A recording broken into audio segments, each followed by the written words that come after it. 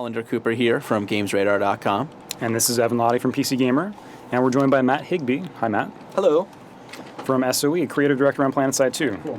So from here, since we're all in a squad, Cooper, myself, and Matt, I can set a squad waypoint. Am I the squad leader? I believe I am, but I cool. can set you to be the squad leader. Yeah, why don't you sort of do the thinking for me, and I can do the shooting. Sounds good to me. Well, I think the closest territory that's contested right now is Sarah's farm, so I'll set up a squad waypoint over there. All right. So what does gaining, for those who are not that familiar with the game, what does actually taking over these different spots give you? So what we're looking at here are different contestable regions on the map. I'm looking at an amp station right now. If I'm the one on the stream, I think I'm the one on the stream. So I'm checking out this amp station right now. This is about the size of what you would expect to see a base in any of today's AAA large-scale shooters to be. But this is just one capture node in our game. So as I scroll out here, you can see the size of the entire world. And this is actually just one continent in the world. And as Evan mentioned, there's 3 different continents in the game right now. So there's a huge amount of gameplay space available here. And what happens is you go through and you capture these different pieces of territory, and by capturing them and holding them, you're going to earn resources for them. They also give you other strategic advantages, like holding an amp station gives you more powerful turrets at any of the bases that are connected via an unbroken line of friendly territory. You have more powerful turrets. If you have tech plants, that means you can spawn powerful tanks at each of these bases. So yeah, I mean, holding and controlling territory is what PlanetSide 2 is all about from a strategic standpoint. Large-scale outfits and guilds work together to capture and hold this territory and progress strategically throughout the entire map and onto the other maps. Also, as you were talking, I got into a ridiculous situation with my little car and was like, I really hope the stream is not on me. And then I looked up, and of course, it's just me stuck in a wall. It's all right. It's terrible. Everyone's embarrassed. All right, I'm back on the road. I'm sorry for everyone who had to see that. So we're going to try to take this base? I think so. We're knocking on its door. This base is We're going to try to defend this base. Yeah, we need to defend it. So it seems like, so we can see down here in the bottom left-hand side, there's a little blue bar that's sort of ticking down right now. That means that the new conglomerate had some influence on this base, but now it's waning, and essentially we are pulling the influence of this facility back towards our own ownership. Yeah. Looks like we've only got one person capturing up there. I see an infantry in my 12. There we go. He's down. Yeah, so it's still pretty contested in here. It seems like the TR are attacking from the north-northeast and then getting bombarded by a mag rider or grenade launcher. I'm sorry, a Sunderer. Yeah, we need to take out that enemy Sunderer. Are you an engineer out of curiosity, Matt? I am not. I'm a light assault. All right, so that's a small mistake we made. Yeah. I can go become an engineer. There's an equipment terminal nearby. Yeah, I'll see if I can take this out, just in case we get in trouble here. I'll probably do the same. Is it upstairs in this base? Ooh. Let's see. All right, so we got the shield back up. The nearest one is in the spawn room, which is a little bit to the northwest of us. Copy. All right, I can just pull us over there. Oh, wow. Somebody put a mine there. That was a good spot for a mine, actually. I'd say. Pretty smart. Well done. So, Matt, I'm wondering, I mean, PlanetSide 2 is pretty unprecedented in terms of its scale. Obviously, it's the second game in the series, of course, but by 2012 terms, I'm sort of wondering if you can if there's a way for you to put into words, technically, from a technical perspective, what's the technology that makes this game possible? Well, we built an engine from the ground up to basically allow us to have these large-scale, massively multiplayer games, but not give up any sort of AAA FPS goodness. So we made this engine called ForgeLight, pretty much with games like PlanetSide in mind. We wanted to be able to support hundreds of players being able to run around and fight each other, but also have things like bullet ballistics and all that kind of, all the sort of features that you need to be able to have what I always call like a legitimate FPS experience. Yeah. The time has passed where people are willing to accept compromises in the FPS experience in order to have a larger FPS game. So we had to take the approach of being uncompromising with the way that we built our game. So yeah, ForgeLight is a huge piece of technology that's more than just a renderer. A lot of times when you talk about an engine, people think it's the thing that makes all the pretty graphics. Right. That is a component of our engine. This also is our back-end servers for chat and guilds and servers and all this sort of stuff that makes this game work. So I'm hearing from reading the chat, seeing what people want to hear, and seems like a lot of the people in the chat are already fans of the game and want to know sort of what the immediate future is for PlanetSide. Like, what kind of stuff do you see in the coming days and weeks? Well, we've kind of made a commitment that the first few weeks post-launch are going to be spent mostly working on bug fixes and polish, solving some issues that have been, a thorn in the side of our players, more so than creating new features or creating new areas. So while we are working on building new continents out, the main focus right now is bug fixes, stability, optimization, and polish.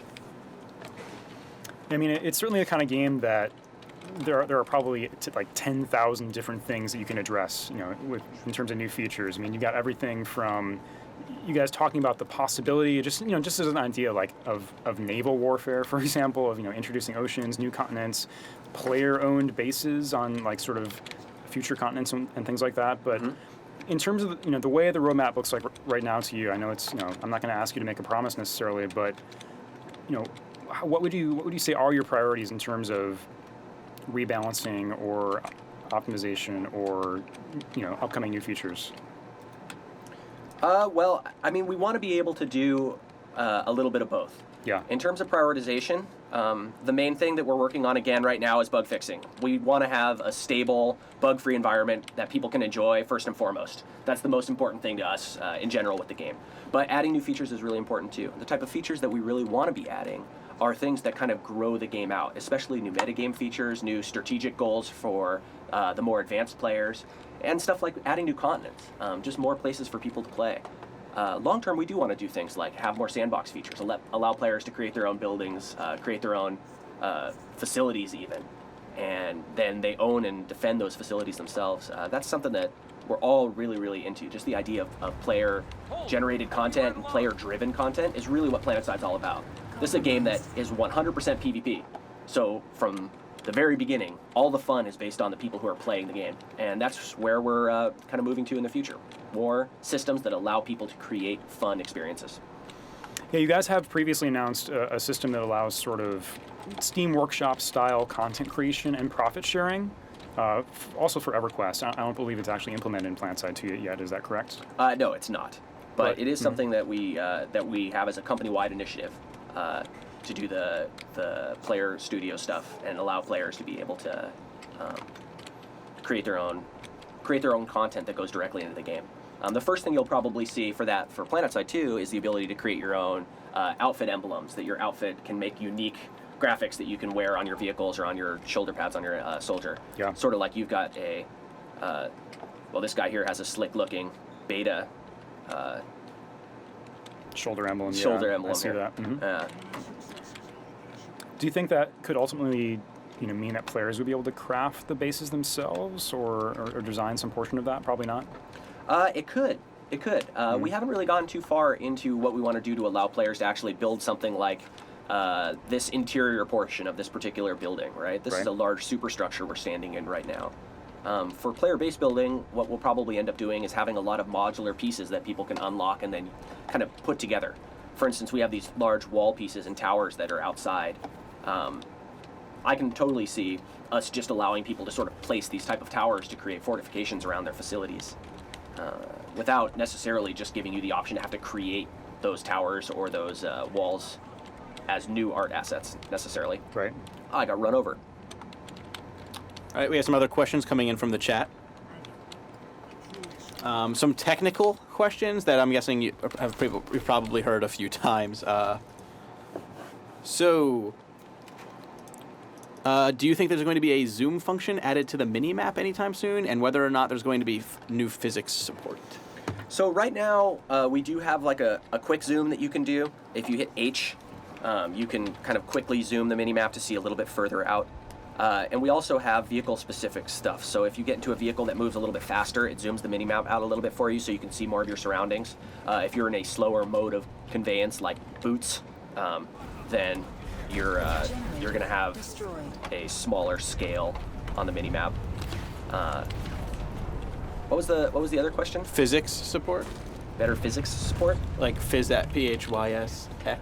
Yeah, I mean, PhysX is built into the game right now mostly for visuals. So we have particle effects that utilize PhysX to look a little bit cooler.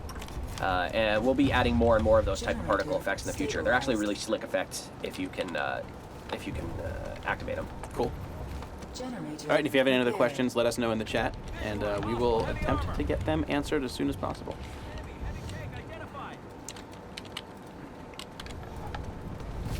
Cooper, you left the squad, man. I hit the wrong button, so if I could get a re-invite.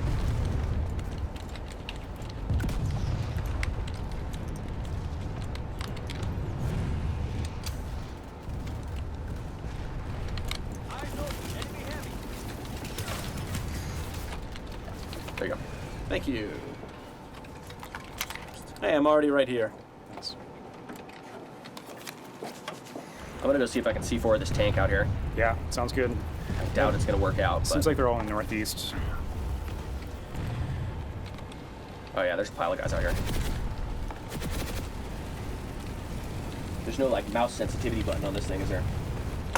No, I'm afraid not. So the immediate future, you said, is going to be spent on fixing, balancing, and etc. If all goes well, do you think that a focus soon after that would be adding new jets and vehicles and that sort of thing to the game? Yeah, I mean, we have plans already for the next year. We're planning on adding some new vehicles to the game.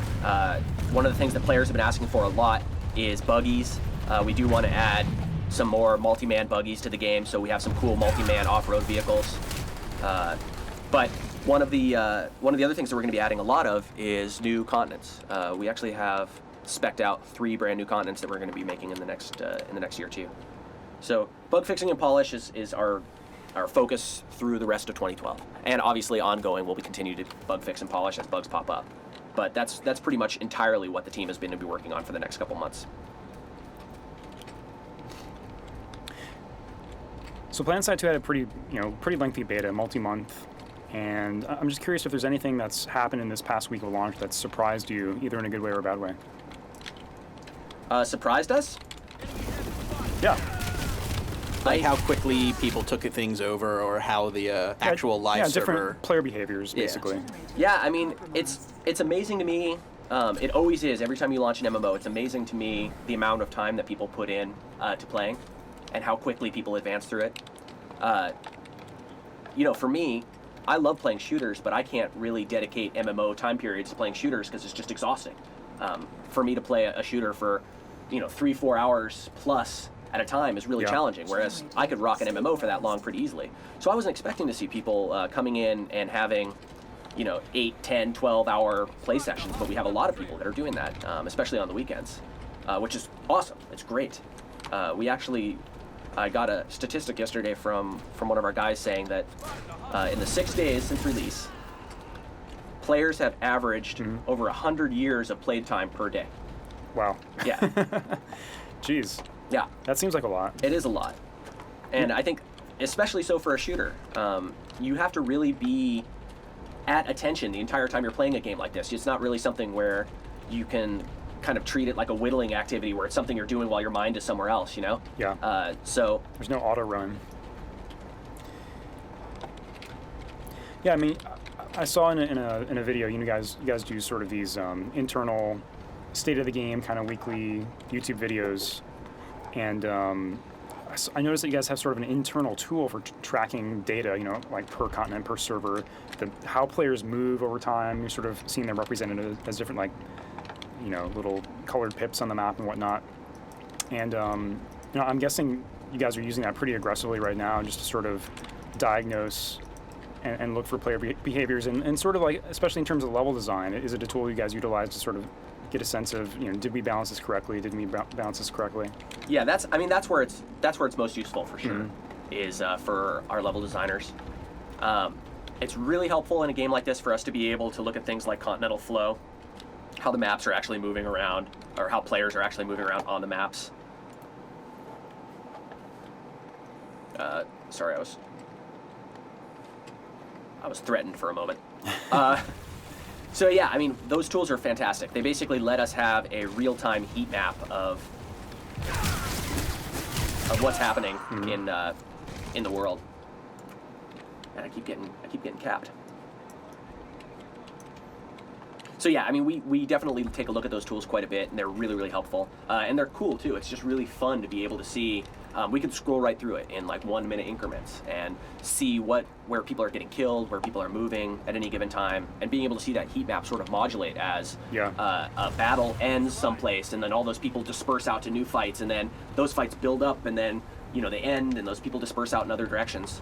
It's really fascinating to watch, and it's a tool that helps us tremendously with being able to build better levels that support the way players flow in our game even more aptly than what we were able to do before we had those kind of tools. Yeah.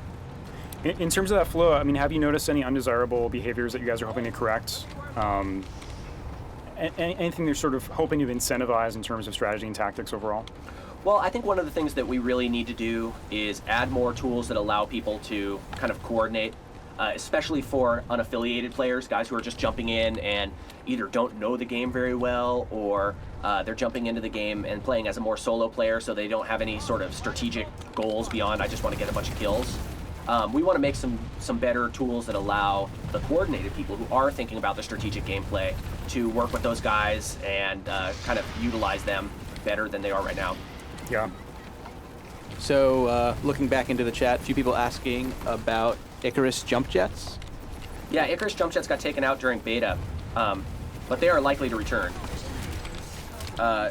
Each one of our classes is going to kind of go through a period where we're adding more functionality to it, we're refining their roles, especially post-launch now that we know exactly how people are playing these different classes, where their stumbling blocks are. It's going to allow us to really spend some time figuring out what sort of things we need to do to make each one of them more robust and more self-contained and just better at doing what they're supposed to do. Yeah. So Light Assault, for instance, is one of our classes that we want to work pretty well for people who want to play a more solo class. We want it to have a really good, useful team role, but it's naturally a class that people gravitate towards as solo players. So adding more lone wolf options for Light Assault is a big goal for us. Yeah, it's the most mobile class. You can ascend over walls and sort of infiltrate bases on your own. That makes sense to me. I mean, specialization, the joy of specialization has kind of been one of the bright points of the game so far for me. I mean, not only am I sort of like making the decision to play as a sniper, but I'm playing as a sniper that operates at these specific ranges, like medium long distance or something with a 10x scope, and I'm targeting the engineers that are repairing vehicles or something. Like there's that kind of room for granularity in terms of my job on the battlefield. And that's pretty spectacular. Yeah, I mean, that was always one of our things, is we wanted all of our classes to have discrete roles that they could fulfill, but we wanted those roles to be flexible enough that if you wanted to play as a almost entirely support-oriented medic, where you just wanted to heal, you could spend lots of cert points to be better at that role. You didn't purely have to spend your cert points on unlocking better weapons or making yourself a better killer. You could make yourself a better support character, or you could make yourself a better logistical player. Yeah. All right, someone has a question asking if there are any changes being considered for anti-air support from ground. Yeah, so this has been something that's come up quite a bit. And I actually just replied to a thread on Reddit about this while I was waiting in the other room. But yeah, I mean, what we want to do with ground-based AA in general is allow ground-based AA to work as a strong deterrent to air, but not necessarily a hard counter to air. Especially when it comes to something like the Empire-specific fighters, like the Scythe or the Reaver. We want ground infantry and ground vehicles to be able to be a really strong deterrent to those. But we really want air power maintaining air superiority to be a important thing in the game too. So in other words, aircraft are always going to be the best counter to other aircraft. If you want to take out Liberators, the best thing for you to do is jump into an Empire-specific aircraft of yours and go fly some anti-air sorties in the air. But we don't want people to be able to shell ground targets with impunity from the air either. So it's a really careful balance, and it's actually one of the most challenging single points of balance in the game, is how the air-to-ground and ground-to-air gameplay fits together and feels kind of not punishing for either one of those groups, but fulfilling for both of those groups. And that's a really, really tough thing to try to balance. And what are some other balance issues that you've run into? Not issues, but like things that, I mean, obviously everyone on the forums is just going to say, like, well, why don't you fix this? But are there anything that you're like, it's like the deeper you dig in, it just becomes more complicated? Anything specific? You see this Sunderer straight north of you, Evan? Yeah. Oh, I think so. Yes. There's some miscellaneous infantry over here too, I think. Got it. Yeah, I mean, it seems like everybody in the forums, and I'm sort of reiterating you, Cooper, you know, of course, everybody's going to sort of have their own opinion about, like, well, you know, my faction's weapons are this, and my faction's weapons need boosting, or, like, you know, this faction needs a nerf in that regard. As it stands right now, like, do you see any sort of legitimate rebalancing that you need to do on any specific weapons or vehicles? Well, anytime you're doing what we're trying to do, which is to achieve a good asynchronous balance where different empires are good at different things, balance is always really challenging. But one of the things that really helps us with our overall balance is, I got res, but I'm low on health now, is our side grade system, which is going to really allow players, NC weapons behave a certain way. Yeah. But through unlocking side grades, we want you to be able to get VS weapons that are close to the NC style or close to the TR style. So you can kind of get more of that type of weapon feel. So maybe, for instance, all your friends are playing VS and you really like the way the TR weapons feel. Well, we want you to be able to have options on VS to be able to get your weapons to be more TR-like. So that helps us out a lot with balance, because we can maintain the asynchronous balance where we say the starting point for each one of these guys is very distinctive, but they can kind of blend the edges or blur the edges a little bit in between them. Yeah. So yeah, I mean, balance has been super challenging, and asynchronous balance is really, really hard. Again, I think the most difficult pieces of balance in the game are how ground vehicles and infantry are able to interact with each other, and how ground and air in general are able to interact with each other. It always is rough, especially in a game like this where, for instance, you don't have to certify to get into a vehicle. You can just get a tank right from the very beginning. There's no hoops you have to jump through to do it, and you're not giving up anything in order to be able to field the tank. You can advance your tank to make it way cooler or way better if you dedicate time to it, but by default, anybody has access to that tank. So we have this issue where everybody has access to these tanks. It's a tank, so it needs to be really powerful, but you don't want it to be something where you can just waste entire lines of infantry with a tank. Otherwise, it's no fun, especially if everybody has access to the damn things. So it's a really careful balance of making sure that there's good counters, and everybody feels like there's something they can do about the different roles that they're encountering, instead of, oh, I'm useless against this particular situation, so the only thing I can do is run or suicide and change my class into something that can deal with this. Yeah. I mean, it seems like a natural design challenge. I mean, relative to, I don't know, another shooter, my rocket pods or my, light machine gun or my sniper rifle, it certainly feels a little softer in terms of, impact and like sort of lethality compared to other games. But that's intentional. Like that's in place to, let teamwork kind of be what drives the game and not, Call of Duty style individual effort, I guess. So, do you have any interesting stories about this zone, or this continent, rather, in particular? We should talk about the Crown. I want to get you talking about the Crown, which is, I'm going to pull it up on my screen, a really interesting, highly contested area in Indar, right in the center here. Yeah. And it is owned by TR here. I noticed that it's usually owned by TR on the server we're playing on in Connery. And we should try and get to it later, but it's an incredible, like, tall, spiraling mesa with, like, a rear entrance and a back entrance. It's just classic siege style, high ground versus low ground gameplay, and it kind of stands out within the entire PlanetSide 2 map itself. Yep. Yeah, the Crown is, whenever we're designing a continent, oh no.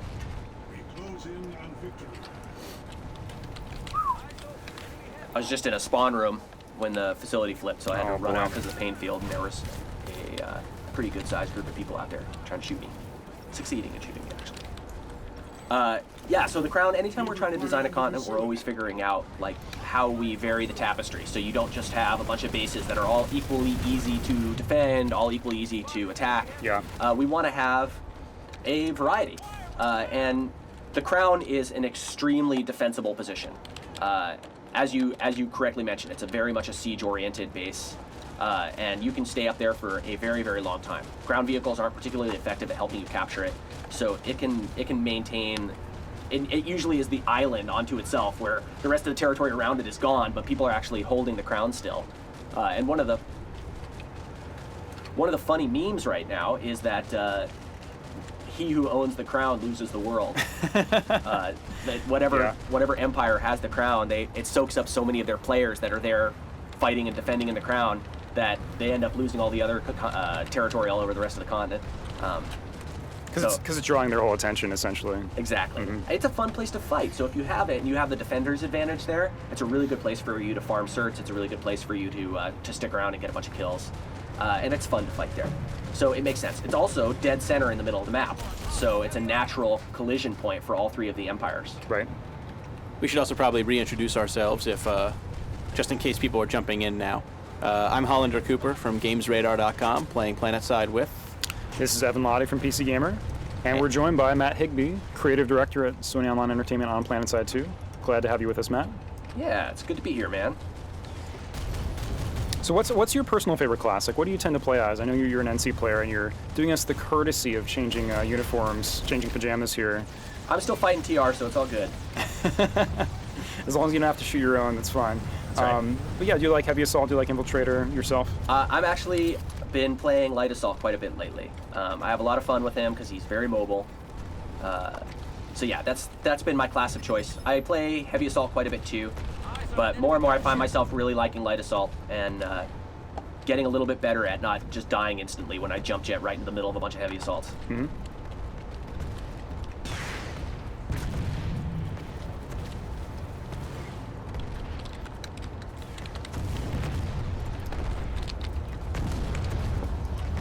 People are asking about esports support. If there's anything new planned there. Esports support? Yes. Esports is something that we all care a lot about with PlanetSide 2. I think that PlanetSide 2 has two of the most important hallmarks of being able to be an esport. It's a legitimately competitive game, and it also is a really entertaining viewership experience. That's two of the things that you need to have in order to have an esport at all. We do need to work out things like a competitive tournament mode, how we're going to do all that. But PlanetSide has a lot of advantages that kind of lend itself towards esports. For instance, we could have esports competitions going on between outfits that are really specialized in smaller scale stuff. They're 12 versus 12, so we can make smaller instances where they're fighting over a tower or a small facility.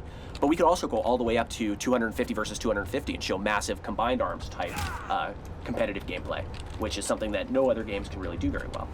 The key to me with esports, and one of the things that a lot of our PlanetSide community has sort of been concerned about when we do talk about esports, is I don't want it to take away at all from people playing the meta PlanetSide game. The worst possible implementation to me would be something where all the truly competitive players or the organized clans and outfits are off somewhere queued up for the tournament all the time and not actually participating in playing the meta game of PlanetSide 2. Right. So if and when we do tournament modes, the way that I want to approach them is to make sure that the ability for you to compete in those tournaments is totally based on your outfit's achievements within the actual larger game. So if we have a ladder, those ladder points are going to be granted by capturing bases in the world and earning high scores within the actual PlanetSide game. And then by being able to be placed at a certain point on the ladder, your outfit gets invited to participate in those tournaments, not just by being successful in the tournaments in the past. To keep those guys actually in and playing the game itself, to me, is probably the best way for us to make sure that we don't sacrifice the PlanetSide gameplay in order to give the competitive gamers a chance to really, show themselves off and, have a chance to win tournament modes and such. Yeah, I mean, I've got to say, in terms of, just the notion of making this game an esport and making it a spectatable experience is so ambitious, and it's an inherently challenging thing for FPSs to do. I mean, just by nature of the player's view differs from what you'd like to spectate. But I think what you're mentioning there, I mean, what PlanetSide 2 benefits from is you're kind of more interested in the sort of abstract strategy. I think I like to think how factions are doing like sort of at scale rather than individual player efforts. And if you guys can find a way to sort of present that in an appealing way, in a way that's digestible and interesting, at a snap glance, I think that'd be pretty amazing, pretty astounding. Yeah, and there's definitely ways to do it too. I can actually show you guys here. I'm not sure if I'm the one on the stream yet, but since I'm on an observer client. You are right now, so. So I'm on my admin client right now, so I can do some kind of neat stuff. / kill everyone on continent. I could do that. Oh, really? Wow. I don't like using that power lightly. So I'm in observer mode right now, which means that I can kind of fly around anywhere I want to. I can zoom in on different targets. I can kind of contextualize sort of what's happening with the fight. And I can also just zoom way out and show what's happening on a larger scale. So if there's a large vehicle fight happening, like what's happening over here, it's easy for me to zoom out and see that. So to me, this is just a camera that we can make available to whoever's casting our tournaments, and they can just really easily just jump in here and be able to show off what's happening with the game. Or at the same time, they could flip back and forth to different people's perspectives, right? If I want to jump in and say, oh, this person's on a hot kill streak right now, well, cool, we can flip right over to them, and then you can switch back over to this view and sort of show a little bit more context of what that guy's fight meant for the overall progress that his empire is making towards capturing a base. Some people are asking about larger rewards for capturing an entire continent. Yeah, so the continent conquest bonuses were something that we got in towards the end of beta. Players had been asking for larger meta game goals to be able to strive for. So right now we have this bonus. Oops, I turned off. We have this bonus where if you own 100% of this contestable territory on this map, then you get this bonus that gives you 10% off of infantry purchases. So every time you want to unlock new grenades or buy new grenades or new C4, whatever med kits, you get a little bit of a discount for those. We also have mechanized purchases, which means each time you get a tank, you get a discount on it, and air purchases, which means each time you buy an aircraft, you get a discount for it.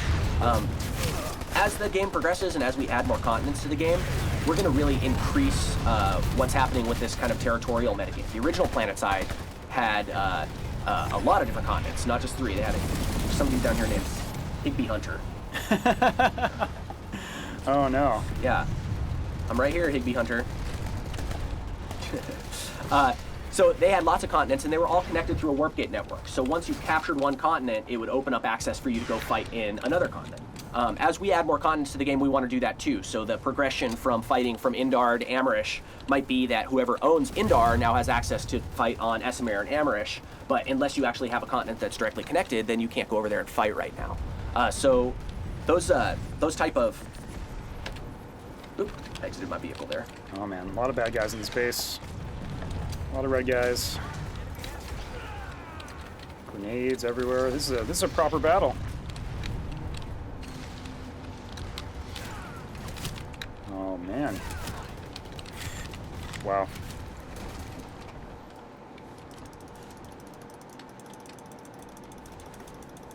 Doe.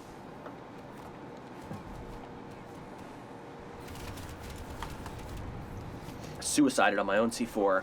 Sad. Isn't that terrible? People are asking about specifically snipers and whether or not the vision range is going to be increased so that snipers have an easier time picking people off from afar.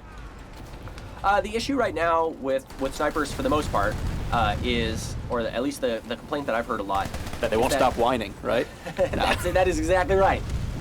They should pick up a real gun and do some real man's work instead of sitting back and sniping all day long. Hiding That's in the what I pet think. distance. Come on, guys. But no, what it is right now we're surrounded by a few hundred players fighting in this area, and as we let you draw people that are further and further away, it's going to hurt your performance more and more.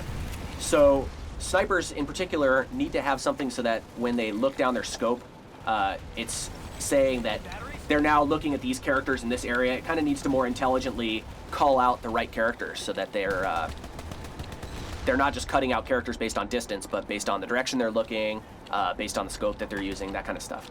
So right now, we do maintain a list of relevant characters to you, and we kind of turn those off at a certain distance, just based on how many are on the screen right now, just to maintain client performance. If we don't do that, your client slows down. In a perfect world, that is almost unnoticeable to players. Unfortunately, when there's hundreds of players participating in a fight right now, you do see people popping in and out, especially as they're further away. And that impacts snipers more than anybody else. I need medical aid!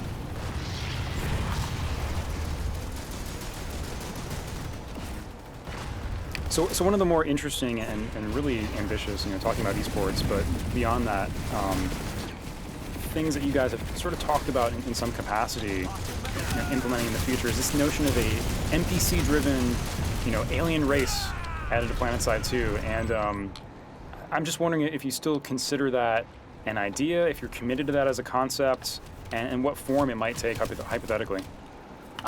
It's something that we've talked a lot about, but we haven't finalized exactly if or when we're going to do it. But it is a concept that we like a lot and we do want to do.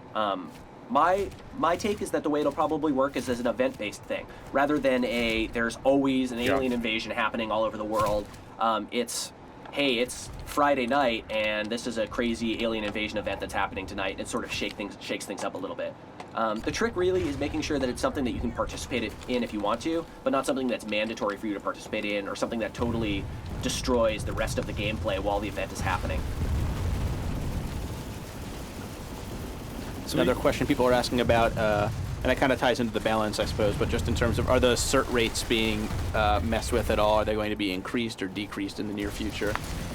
I think we're pretty content with where the cert rates are right now.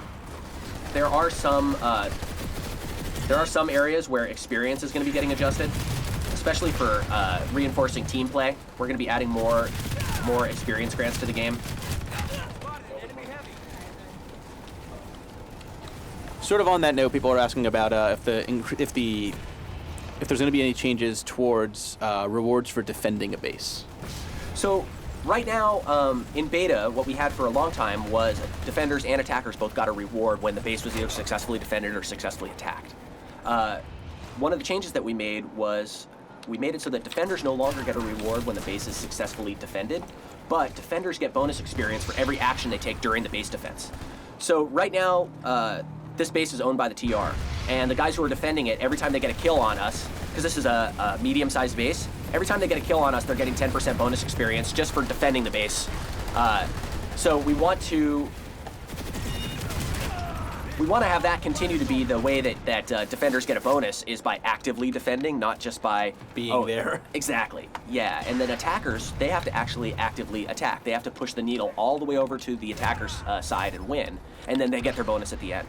So it's sort of a competing motivations tool. Defenders are getting a bonus even if they're losing, so they don't abandon. Like we don't want their motivation to purely be, oh, you know what, we're losing this fight, we're not going to get our bonus experience, let's just get out of here and go do something else. Yeah, it's beneficial to at least stick around and get a few more kills. Exactly, you're getting bonus experience for every revive, every heal that you do, and then because the way that the base capture works now is more of a tug of war than a race to the finish. And the tug of war means that at any time you can always flip the fight back over.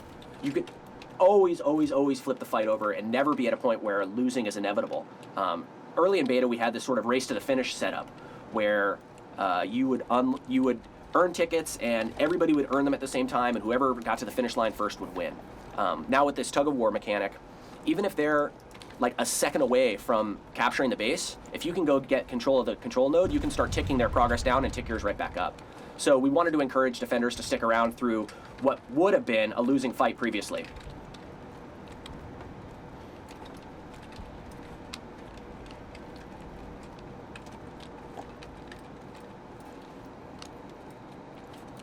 I'm curious where stuff like added weather effects, like snowstorms, sandstorms, where that might lie on the roadmap for you guys. Obviously, it can be a resource-intensive thing, and that's, arguably kind of aesthetic. There is a functional aspect to it potentially, but when do you see that being implemented for PlanetSide 2? Weather effects? Mm-hmm. Yeah, I mean, weather effects are one of the things that we really want to add. I'm not sure exactly when the ETA for doing weather effects would be. It's not one of the things that we're really concentrating on right now. Mm-hmm. But anything that we can add that makes the battlefield a little bit more dynamic is a huge win for me. That's one of the reasons why one of the coolest things about our game, in my opinion, is the day-night cycle. The fact that you're fighting in this area, but if you're fighting there for a couple hours, you might have gone into that base while it was morning, and you might be leaving that base in the middle of the night. That's a really cool aspect of PlanetSide 2. So people are wondering, obviously people who want to gloat to their friends, when the stat tracking website's going to go live. You can actually, right now, you can go look at leaderboards and stat data on PlanetSideUniverse.com. Those guys are actually, they're helping beta test our stats API. So they have a couple different leaderboards and individual character stats that you can look up on there. So you can actually go get your bragging rights on right now. But our own player site should be up hopefully within a couple weeks. The main reason it's not up right now is just load testing and getting all the last minute I's dotted and T's crossed. Awesome, and I've noticed that a lot of people have entered the chat since we started, so reintroduce ourselves again. Yeah, sure. Hollander Cooper here from GamesRadar.com. And this is Evan Lahti from PC Gamer. And we're joined by Matt Higby. Hi, Matt. Hello. From SOE, creative director on PlanetSide 2. And we're fighting on Indar here. Do you guys feel like switching continents, maybe? Let's do it. Yeah. Just to give a different sense of, for folks that aren't playing the game right now, just the aesthetic differences between the continents, the functional differences. And actually, why don't you talk about those? I mean, it's not just Indar is canyon, sort of Arizona-esque, and Esamir is sort of Nordic, icy. But in terms of bases, I guess the bases are replicated in a lot of cases. But what's your approach been to sort of the feel of the maps themselves in terms of what sort of strategies and combat they facilitate? Yeah, I mean, with each one of these continents, we definitely wanted to try to emphasize different types of combat. In general, we want to make sure that all types of combat are supported in any one of these continents, but for instance, on Indar, there's 3 kind of distinct areas. There's kind of a grassy highlands area, there's a really deep canyon area, and then there's sort of a flat seabed area. The seabed area up here is really excellent for tanks. You have pretty long draw distances. It is basically a ground armor dream come true. You can see aircraft coming from a mile away, and tanks are just extremely, extremely viable there. As you move up to the more heavily forested area, the highlands area, there's lots of trees for infantry to duck behind. There's lots of natural rock formations that aircraft can kind of ambush you around or come at you from where you're not going to necessarily be able to see them as easily. So it becomes an area that is a little bit more balanced towards infantry and aircraft in that area. And then the canyons area is really rough for ground vehicles because you kind of have one entrance and one exit out of a lot of these canyons, and infantry can get way up above you and fire rockets down on you. Aircraft are not necessarily going to be as effective there either because they're pretty tight corridors that they have to fly through in order to be able to affect the ground game in that canyon area. So that becomes a really even infantry kind of focused area. Mm-hmm. In each one of our continents, we've sort of thought about different ways to emphasize different kinds of gameplay. So Esamir is relatively flat and relatively open with really large regions. So ground vehicles are super important here, not only for transportation reasons, but also just because you have these big open spaces, so you're a sitting duck if you're not in something that's heavily armored while you're moving around on the continent. Amherst is pretty much an even blend of all 3.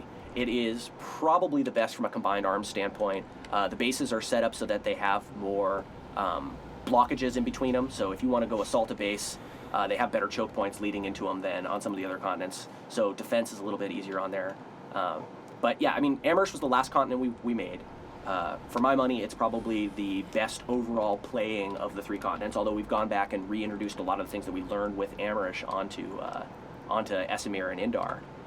But as we move forward, we're going to be making more and more continents sort of in the vein of Amherst and hopefully doing all the things right that Amherst does right. Do you guys have an instant action available right now?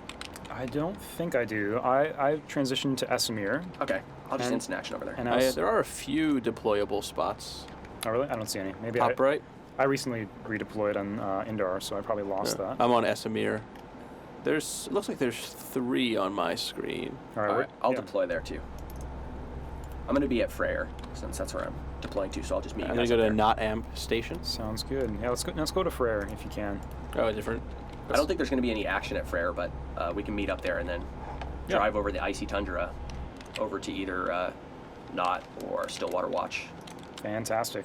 People are asking if there's going to be some sort of almost like housekeeping things that you can do, like changing your faction or changing your name or changing your server. Any of those going to be offered either for free or for station cash? We'll definitely be adding some of those things. Name change, server transfers. We'll certainly be adding those kind of things in the future. Oh, you guys were wrong. There are actually people here attacking. Oh, good. There's a tank over near me. If you want to come shoot at it with your airplanes. I sure do. Oh yeah, there's NC here. I can't shoot these guys. I'm programmed not to. You've sworn a blood oath. Yeah. Though you can /kill them, and that doesn't actually count as shooting them. Ah, take that. Take that VS guy that I just killed. I don't consider that griefing.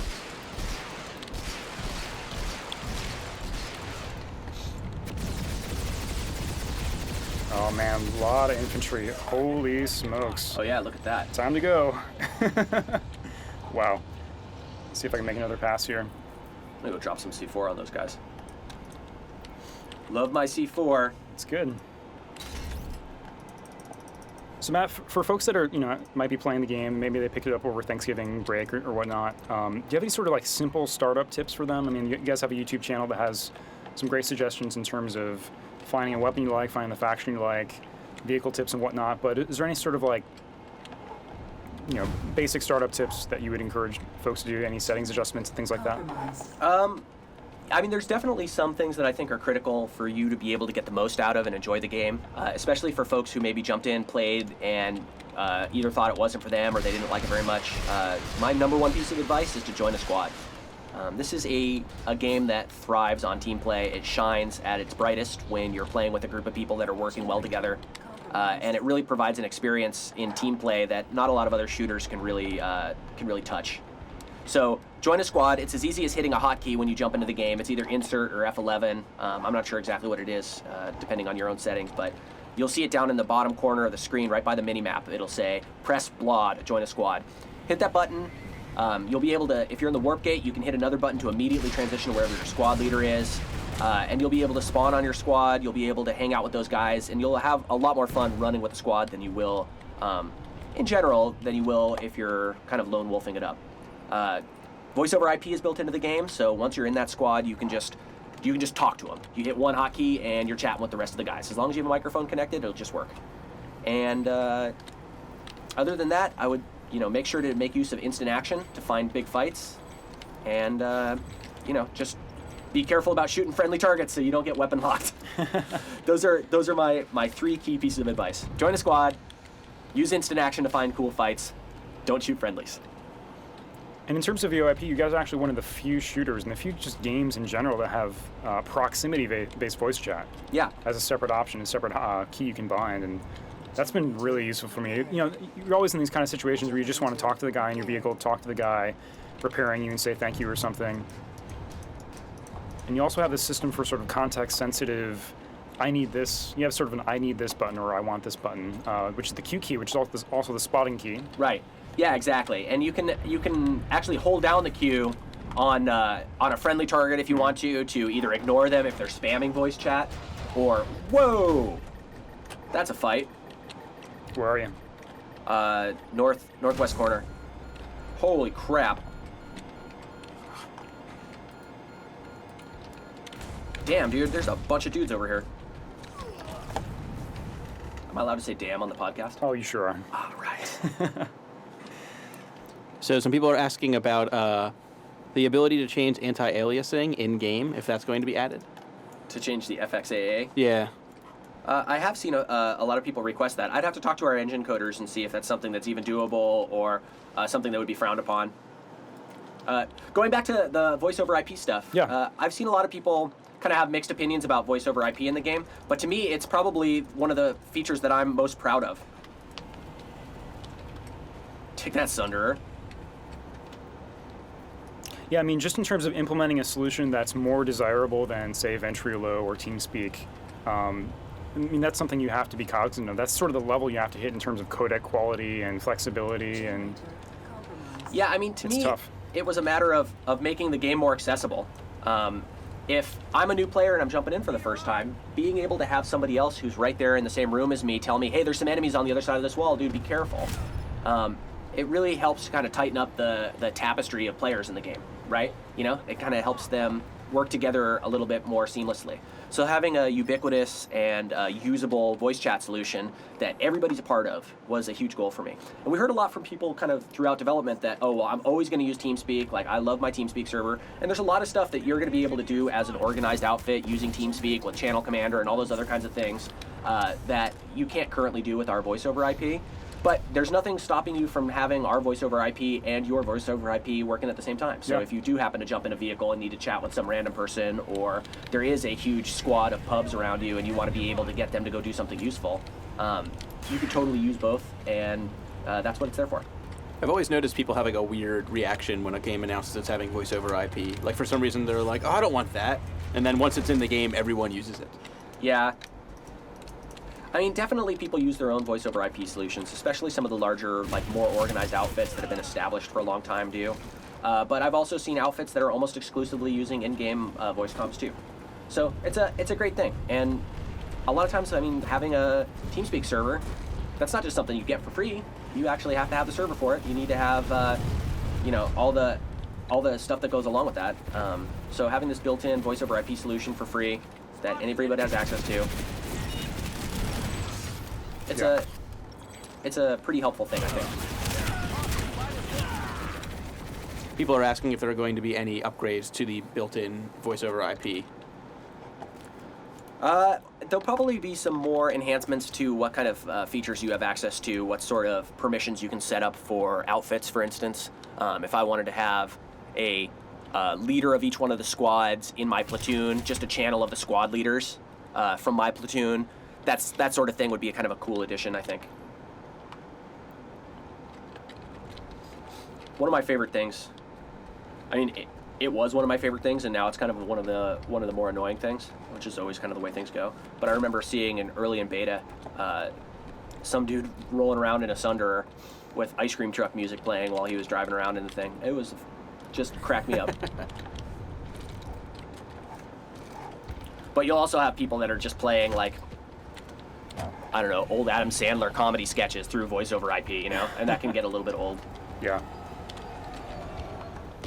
So some people are asking, so besides being weapon locked, is there anything else that's being planned to stop people from griefing or just in friendly fire for over spamming friendly fire?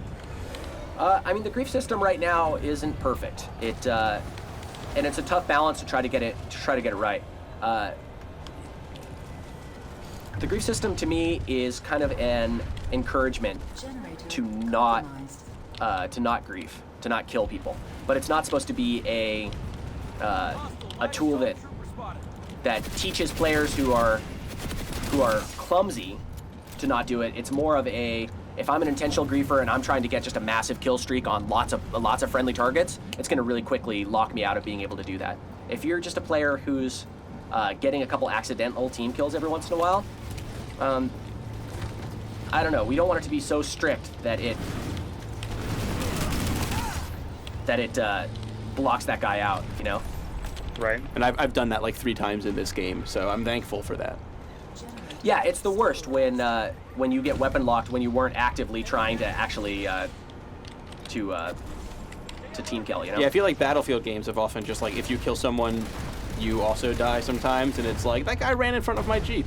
Right. I can't be blamed for that.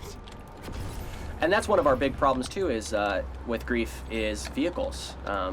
You run over people accidentally all the time in this game, especially some of these guys that just go running directly right in front of your vehicle. It's really easy to run them over.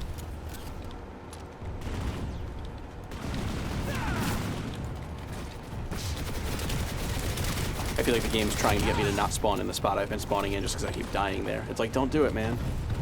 You know how this will end.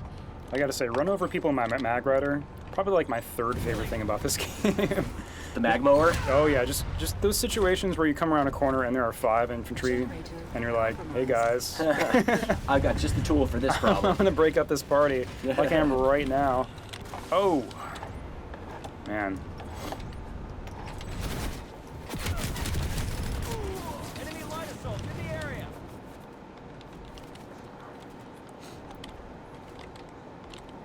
Man, I don't even want to look at my KDR right now.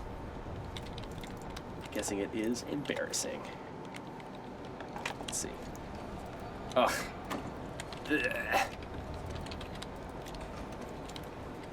I'm gonna blame this on playing VS. That's fine. So, super specific question that's been asked a lot. Composite armor currently obscures the player's decal. Are there any plans to fix that? Yeah. You should have said no. It's like, no. Nope. Screw you guys. You don't deserve to see your emblem if you're wearing composite armor. Yeah, that is something that we are planning on addressing. So you heard it here first. They are planning on fixing a problem that you have with the game. Have any spare batteries?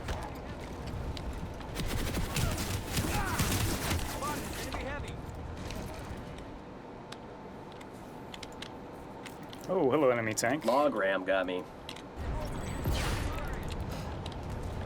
What's up with this medic just hauled ass right past me while I was dead on the ground? What gives, man? That's just rude. What gives?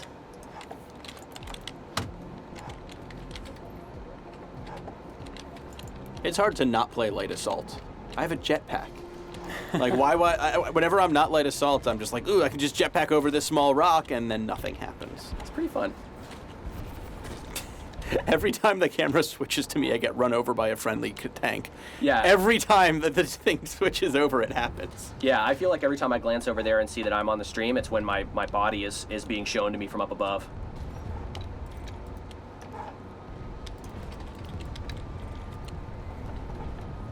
Oh man, plenty I didn't see. Oh boy. I hope I can run you over. Ugh. Oh no.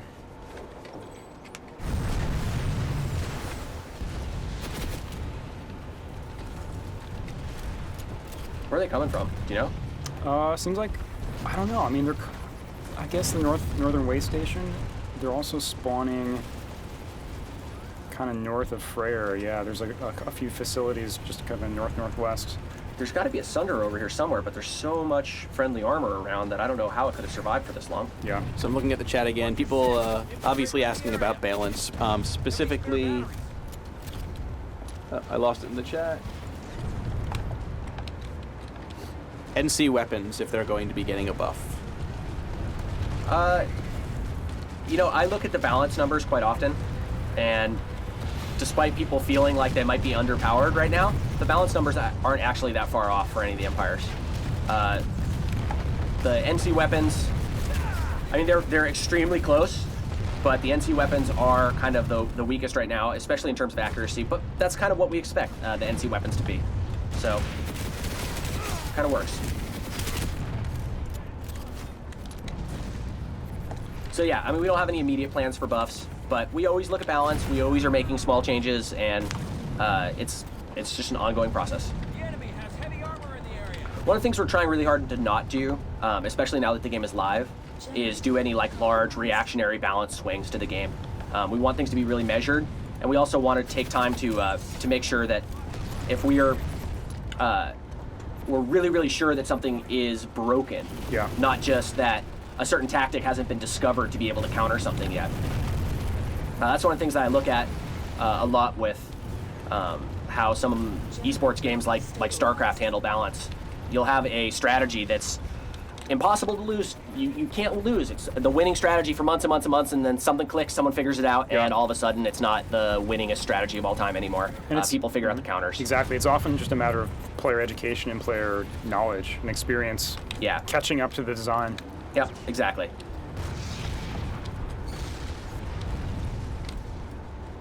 Dude, I would say we routed the NC here. Yeah, it did pretty well. Yeah. I don't know how. I mean, they are invincible. Yeah. I guess they just got tired of shooting us.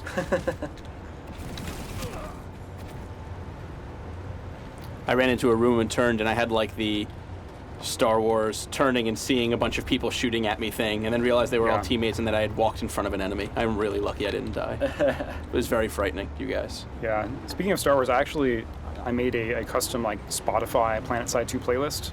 Oh, wow. Not that PlanetSide 2's music is just fine by itself, but it's something I like to do with other games, and I do pull in the Hoth theme for Esamir. Oh, that's cool. Works out pretty well. Yeah. That's like- rad. You'll have to share your playlist with For us. sure. I've got Chariots of Fire in there and whatnot. Some irony as well. Dude, we are foot-zerging it, huh? I guess so. Tanks versus spawn room is being typed over and over again in the chat. Now, I think I know what he's asking, but it's just so, are there any plans to figure out a way to sort of counter people camping spawn rooms with tanks? We've actually spent a bunch of time trying to fix up some of the really egregious areas where that was happening a lot. And it involved having to put a lot more natural barriers to tanks being able to like roll up on the spawn rooms. It's not perfect in every location yet, but it's better in a lot of them than it was earlier in beta. But one of our plans is actually to redesign the small spawn room that's at a lot of different outposts to have some different egress points. The reason it's so campable is there's usually one door, and as long as there's one door out, some dude with a big gun can do a pretty good job of covering that door. So yeah, it's something that we're aware of as being a problem and a real big annoyance in the game. So it is something we want to address. Where are we? Use a ride. So we're trying to get the continent benefit here, huh? Seems that way. Getting pretty close. Dude, we're part of the VS Horde here. Look at this, 63% population. Typical VS shenanigans. Can't win in a fair fight. Yeah. Well, isn't this our home continent, Esamir? Yeah, We gotta, well, as much of a home continent as we have. yeah. Got to protect our house. Keep our house in order. Who has the benefit right now? We've got a benefit. We don't even need the benefit. We already got it. Huh. It's posterity, you know. Yeah, Want to sure. keep it. Bragging rights. It's like pulling weeds, right? Every time they start coming back, you gotta get out there with a vengeance. That's right.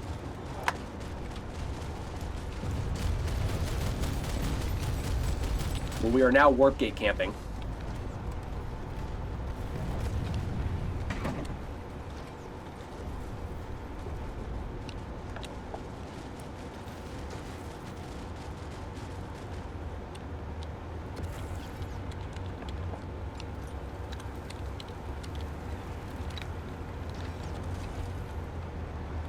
And you mentioned earlier that over time, each of the classes is going to get a little bit of its own TLC. Do you know which one the team is most excited to get to? I think the one that right now needs the most love is Light Assault. Not just because it's the one that I like to play the most. I mean, they only have a jetpack. He has a really cool ability, but if you compare his ability to for instance, the Heavy Assault ability. If you use your jetpack to get in really close to a Heavy Assault, he's just going to kill you really fast. So the advantage that you have is you made it easier for him to kill you by using your ability to get in close to him. Obviously, you can use the jetpack to get some sort of strategic advantage by jumping up on a ledge that people aren't going to necessarily see, so you can get the drop on people. And that's where Light Assault really thrives right now. But what we need to do is give Light Assault some more tools that allow him to lone wolf better. And to me, that means things like being able to get scavenge ammunition, maybe, right? So I'm ammo bound as a Light Assault a lot of times if I'm lone wolfing. I'm not going to be around an engineer that can get me stuff because I'm using my jetpack to get in places where other people can't, and I'm running out of ammunition. So if I could scavenge ammunition as I'm getting kills, that would help me out a lot as a lone wolf. But we also want to give him a more clearly defined team role so that the organized team groups actually will use him too. So yeah, I think Light Assault probably needs some love, and then after that, I would guess that Max would be the next class that we would probably give some more to. Because right now he has a fairly anemic set of cert upgrades that he can get, and there's lots of cool stuff that we can do to make Maxes even radder than they are. They're really useful in a lot of different situations right now, but they can be a lot cooler. All right, looks like we've got orders to transfer to Amerish. Let's do it. Maybe we should follow that. Why don't we hit the map key and click on Amerish? And I don't know, what do you think? Let's Amp station. There's a biolab. We haven't seen a biolab yet. go to Icanum. Cool. Icanum. So, I mean, this is actually something I'm a fan of. I think it does take some explanation for how some of the bases work. You know, it's not something you're going to see in Battlefield. It's not simply like capture A, B, and C, even though that is present in the base designs. But the complexity in terms of a biolab, which we're about to see here, is this totally walled off sort of half globe in the sky that you have to take elevators up into, and there's specific generators you need to deactivate. Yeah. And each one's different too. Yeah. Sometimes they have those gravity elevators that you can use, but other times they have jump pads that take you from the satellite outpost back up to it. So yeah, I mean they have some really unique attack approaches. Each one you sort of have to learn a little bit differently.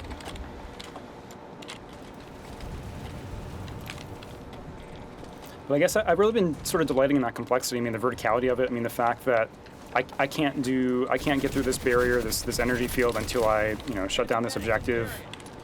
It's really a refreshing change from just standing on an arbitrary point to capture something. Yeah. And it's, it sort of reflects how I'm feeling overall about PlanetSide. This is sort of My last bullet to kill that guy. Yeah! nice. That was on stream. But it's It was, I think, actually. But it's sort of a unique feeling to, I mean, you can see here, like, we left a continent because we were kind of winning. It's a unique feeling to enjoy the stalemates and the sort of the struggle more than simply winning.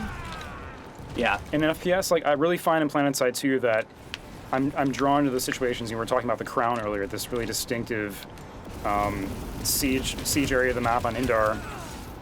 I want to be caught up in those really spectacular battles because of the spectacle partly, but it's just much more fun to sort of be involved in that tug of war rather than just winning and winning and winning necessarily.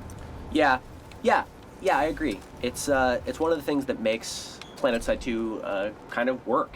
Each time you go to a different base, it's a different experience. You have different attack paths, and being able to push past certain bases that might be a pain in the ass for you to fight at. You might not like fighting at this type of base because the other empires might have a clear advantage there, because their vehicles might be more useful there, or their weapon types might be more useful there. So, yeah, it's a cool thing to actually have some meaning to what it's like to push through and capture different territories. Having that actually impact your gameplay instead of it just being like, well, I own this area, which means I can spawn here now. Right. But it also opens up attack paths to you. So unless you have adjacent territory, that's one of the things I don't think we talked about too much. Unless you actually own a piece of territory that's adjacent to these pieces of territory, you can't capture those. So as you're pushing out, you're actually defining the next areas that you're going to be able to fight in too. Hostile max identified. Oh, that's a lot of blue guys. Gonna shoot him. Nope. Gonna try to shoot him.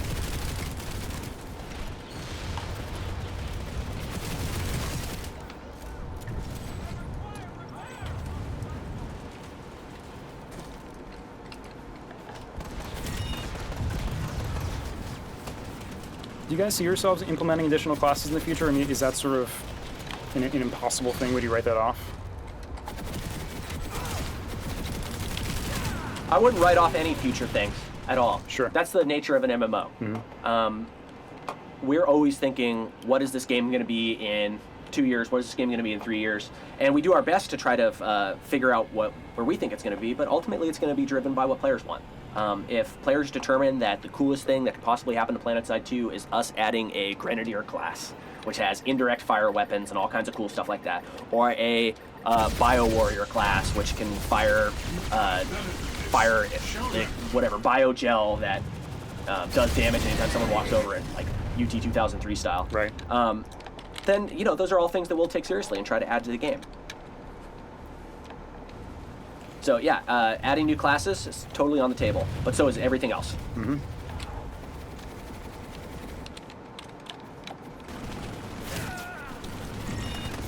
Son of a. Again, I did something stupid and then looked up at the stream, and of course it was right on me as I tried to suicide somebody with a plane and missed. Always a good source of use of resources. Yep. Yeah, so we can see here the NC are sort of attacking our vehicle paths. That's their entry path at the moment into our biolab. So you mentioned other continents eventually coming. Is there any type in particular, not even that you know is coming or just that you want to see? Some people are saying like ones that have like massive cities for urban combat. Is there anything in particular you'd really like to see? Yeah, I would love to do an urban map. I'd actually like to do kind of a ruined urban map. Did you guys see Skyfall? Yeah. Yes. So that crazy like ruined city that was in that movie? Yeah. The island. Yeah, right, the little ruined island. I would love to do a map like that that's just all tight, packed urban area. Those are expensive to build. They take a long time to be able to build those craft those kind of areas. So it's something we have to weigh against. Are we better off creating 2 or 3 continents that are more like this, where they have rural areas as well as sort of urban areas? Or would it be worth it for us to just dedicate a lot of time to trying to create a more city-based continent? I think our approach right now is to sort of do a little bit of both.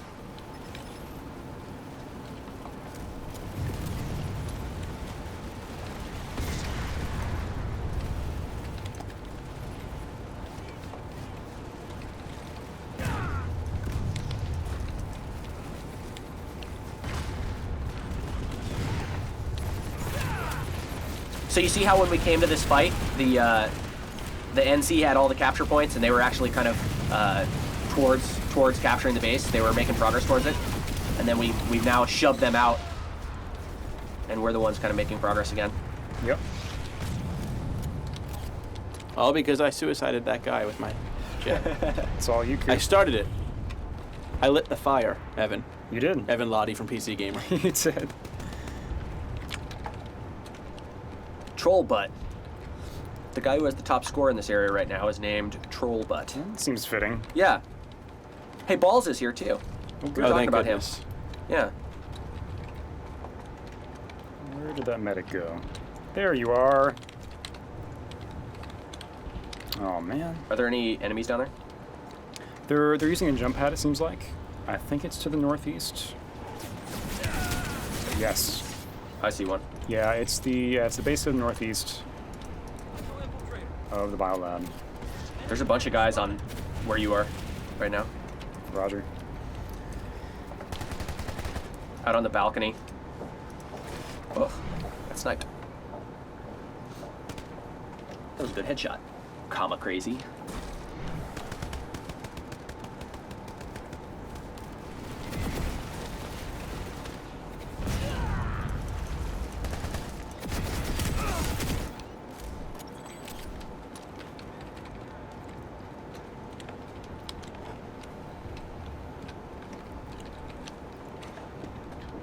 Yeah, these biolabs actually create some pretty cool fights. One of the reasons is because it's completely sequestered from aircraft, more or less. Once you're inside here, it's an infantry fight. Yeah.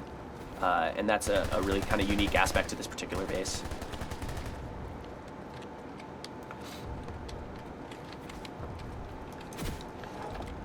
Yeah, it's been especially interesting to me that there are these sort of like teleporter footholds in I think they're in all biolabs, and correct me if I'm wrong there, that can be owned. They're sort of controlled from the outside. You know, ownership of these teleporters, I'm standing in one right now, is contingent on owning like sort of a satellite base nearby the biolab. Right. And it leads to some really interesting situations where like you own the base, but the enemy still has this little foothold. They're sneaking in around the base, and you have to leave and go out and do something else. That's right. Yeah, for a long time early in beta, we had all of our bases set up so those satellite outposts were actually contributing to capturing the base itself. We moved the capture points indoors, or actually into the superstructure of the base, so that you couldn't just purely own a lot of territory around the base and then capture the external points and therefore win the base without ever actually stepping foot inside the base. But having these kind of forward operating bases, essentially, is really cool. Yeah. We should hop down to this outpost. You see one just drop control there. See an NC soldier in here. So yeah, they were teleporting through here. And now I think it's being disputed, which is good. Ah. It's popping C4 on that thing, but nay.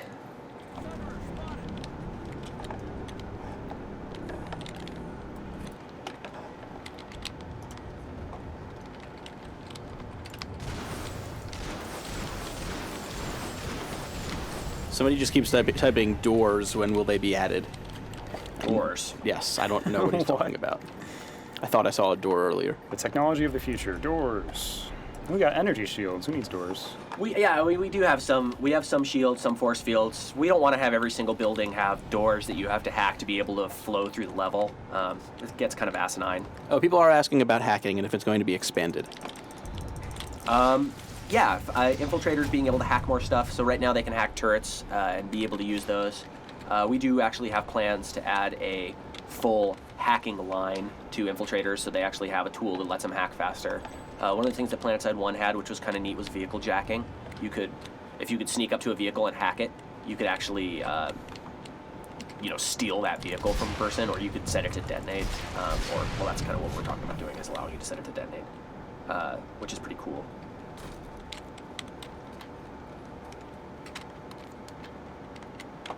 That'll probably be one of those things that when we do the class pass on Infiltrator, we'll give him those sort of things.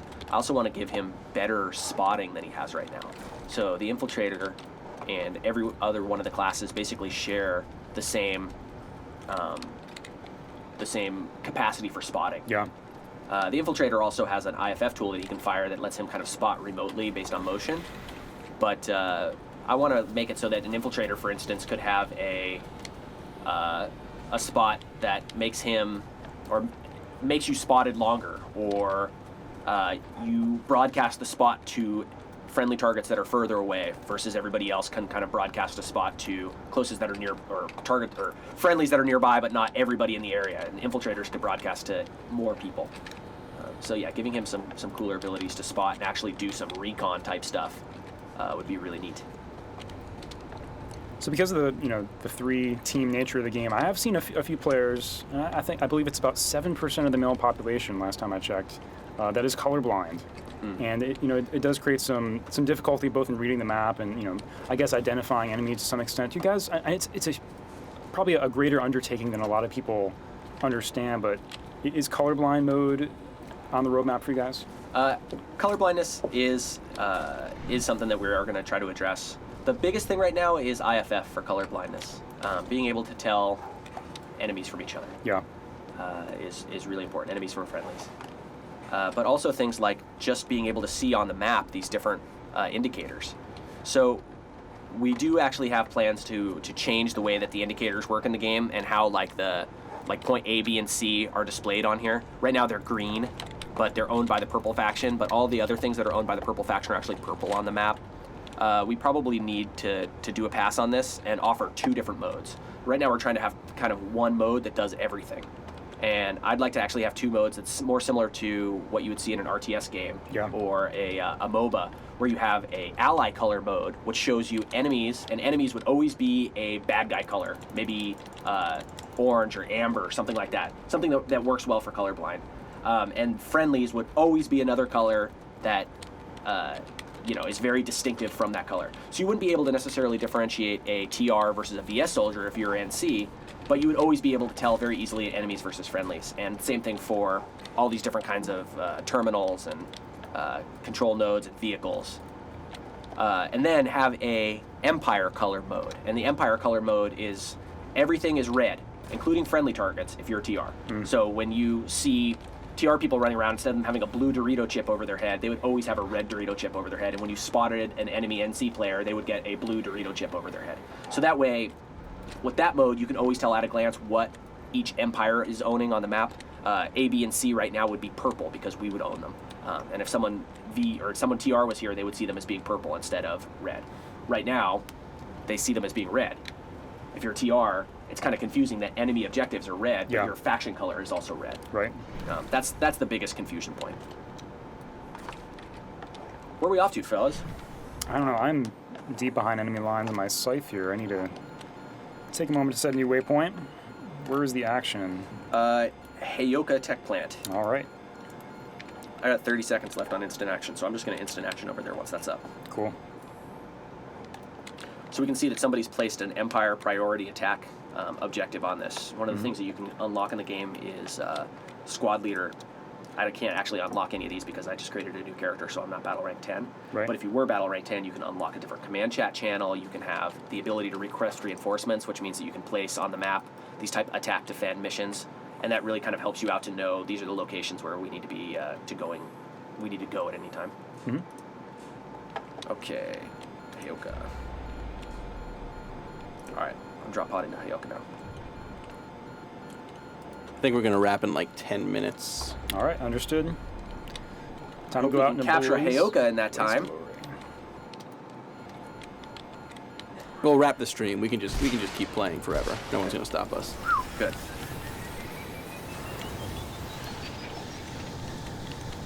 Man, they have it seems like a dedicated Air Force here as I crash into one of them. Yeah, I saw a scythe there, and I was just aiming my drop pod towards it just out of habit. Yeah. It has actually been a cool experience for me, both on the attack and on the defense. You run into these groups of players either in the air or on the ground, usually in vehicles, and you can just immediately tell because of their cooperation, their tactics, they are an outfit, they're working together, and it's sort of a unique feeling, like getting a sense of their expertise, and there's an aspirational quality to it that I really like, wow, I want to learn how to do that maneuver in a Reaver. I have no idea how he did that, but I'm gonna go on YouTube and try and figure it out. Yeah. That's one of the coolest things about this game is how outfits can be an aspirational thing like that. When you and I talked a long time ago about what we wanted to do with outfits, that's always been one of my goals for outfits is to allow them to specialize in something and be the best at that on the server. The equivalent of like the Blue Angels for an NC combat outfit that's all about air combat. Having that aspirational element there where all these people who want to be a badass pilot are like, okay, I want to join that outfit because these are the dudes who are really serious about piloting. That's something that really speaks to me as a feature for the game. Mm-hmm. All right, it's getting pretty heated inside this base here. Yeah, these things are a farm fest. Yeah. Definitely Revive me, please. Attrition battles.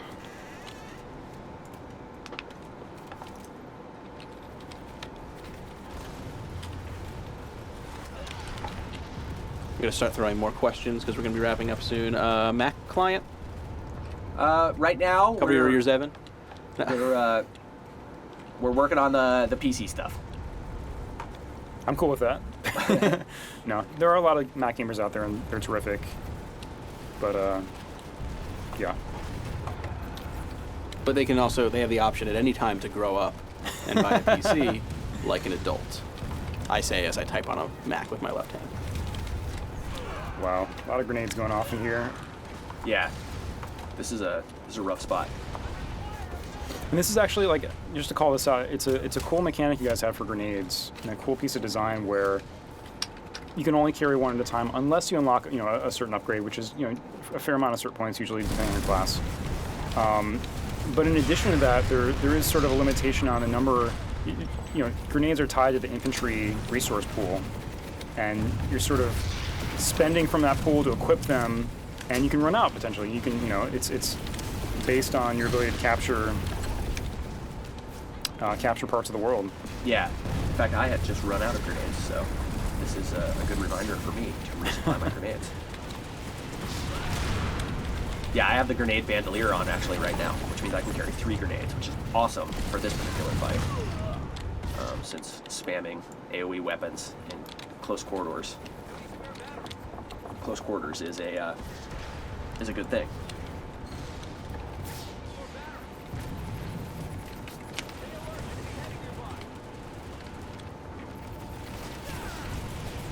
Will joysticks be getting any added functionality? Yes. Yes, joysticks will be getting enhanced functionality. Just in case you want to be one of the Blue Angels we were talking about earlier. Right, exactly. Stay alert, enemy heavy nearby.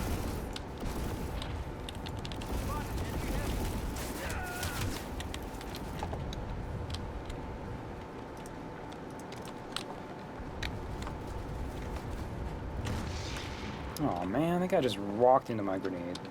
Don't do that. Don't be that guy. Oh my goodness.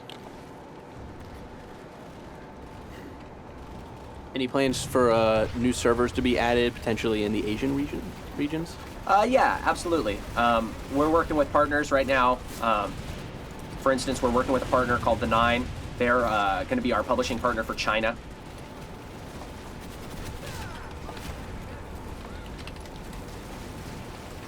Sounds like a super group in a comic book. The Nine. Yeah, it sounds like the version of the Justice League that would be invented for like the Asian version of all the superheroes. Yeah. I guess it does kind of sound like the Nine superhero Samurai. group. Yes. I can't tell if I'm being casually racist, but I find it funny.